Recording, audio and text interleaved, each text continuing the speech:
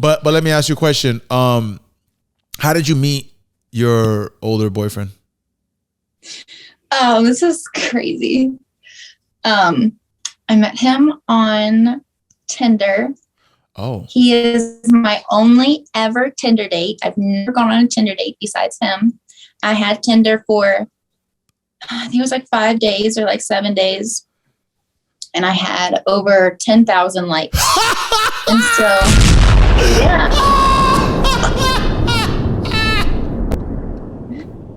And so it was just so oversaturated. I was like, I can't use this thing. What am I supposed to do here? And I saw him and I was like, oh, wait a minute. He's a little fine. And I messaged him and I was like, you're a catfish. And he was like, you're a catfish. And I was like, let's FaceTime. And we did. And yeah. So let me ask you a question. Now we're here. So let me ask you a question. So you got on Tinder for like less than a week and got tens of thousands of matches, right? And you were overwhelmed by the amount of people trying to talk to you. What is it about your current boyfriend's profile that stood out from tens of thousands of people? His age. I like him older.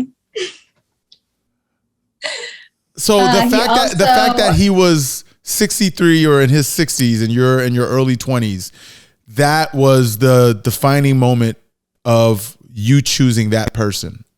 No, it wasn't actually. Okay. He also, first of all, fine can be.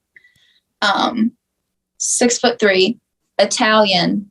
And he just looked so much fun in his pictures. Like, it's going to sound ridiculous to you, but there's one that he's like on a jet ski, like going super fast with this huge, like 200-foot yacht in the back. And it's like 4 stories tall. It's like gorgeous. And he just looks so much fun. And he's like so happy in all his pictures. And he's just like cool and just like, he just looked so fun. And I was like, I kind of want to party with you. I'm going to have to call you out.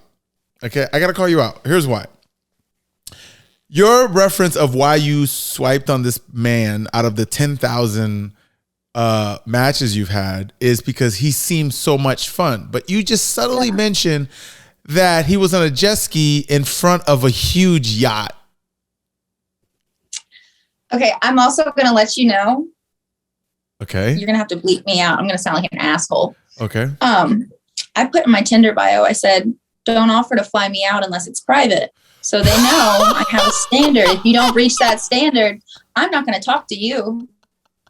Look, listen. If I want something, I go after what I want. I'm not going to waste my time on something I don't want. That's just dumb. But you earlier said that the money is not the most important thing. You named top 3 things and you didn't include the money.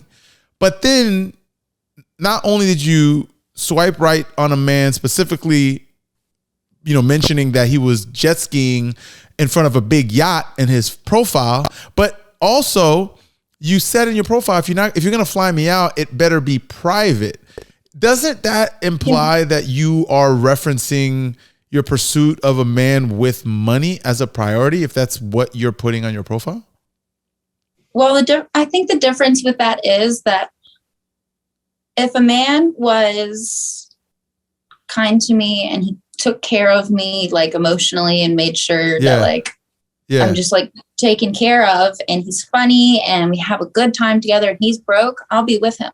Okay. If a man is rich as hell and he's not nice to me, he doesn't make me laugh, and I don't enjoy my time with him, I'm not going to spend any time at all with him. Yeah. Although that makes sense, I get it. But how does a broke man even get to that point with you, given now the experiences you've had? I don't know. That's not something I'm concerned with. I'm in a happy relationship. I know. Listen, I'm speaking hypothetically, I'm speaking, I guess, for the many women who might like coincide with you with that mindset of saying, as long as you got a kind heart and so on and so forth. And they're saying this in a lavish pool in a marble, bathroom. But like, well, you can meet people anywhere. Like if I was single and I was like out at the club with my girls, or like, I don't go to the club a lot. Honestly, I've been to the club like 7 times in like my whole life. Or I don't know, if you're going to like the country, I don't want to say that, the country club, you're going like golfing, you're like, just like going to the mall, I don't know, just like coffee shop, anywhere, bakery, bookstore, people like just like talk. You can meet anyone doing anything. No, I have friends literally everywhere I go. I agree with you. So what was the defining moment in your life when you determined that you were mainly into older men?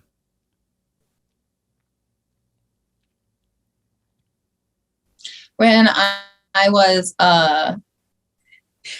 dating this guy that was like really just like tatted up, like abs, like beautiful jawline, like all the girls were just like, oh my God. And it just didn't do it for me. I was like, cool, I'm like bored here. And then an older gentleman would walk in and I'd be like, hi, you do it for me though. Goodbye. Wait. The babies, I can't do the babies. If you're under if you're like mid 30s and under, I refer to men as babies. Those are the babies to me. It's not something I'm interested in. 30s and under. And you're 23, right? So, yeah. Mm-hmm. Okay, so a couple things, right? You said you were with a guy that was chiseled. I guess he was of age. He was like in his 20s, I guess. Yeah. Chiseled, tattooed, good looking dude, women fawned for him. And you were not that attracted to that person and you were bored of it, right? But then an older man walks in, you're attracted to that man, right? Yeah. And actually at like right after I was with the young chiseled guy, I was with a 37-year-old, beautiful jawline, chiseled, tatted. That did it for me. Okay, so the age thing. So same exact thing. It was just the age. I have no idea why. No. So let's explore that for a second, right? So you mentioned that your father was gone for a long time during your parenting, like a month at a time, right? He'd be gone, right? Yeah. And you never received the affection or the affirmations from your dad other than when he came back with a lot of gifts, right? Did you want to have a closer relationship with your father? Yeah, I used to be a total daddy's girl. Like we would like do like Taekwondo. My dad's a 4th degree black belt in Taekwondo. So we would do like Taekwondo and stuff together. And we would like flip around and just like do a bunch of active stuff, play baseball. Right. And then like pretty much once I started like actually like being a girl, he was like, okay. He tossed you to the side kind of. Yeah. So how did that make you feel? I mean, like not the best. Did you? Not the best. Did you resent him for doing that?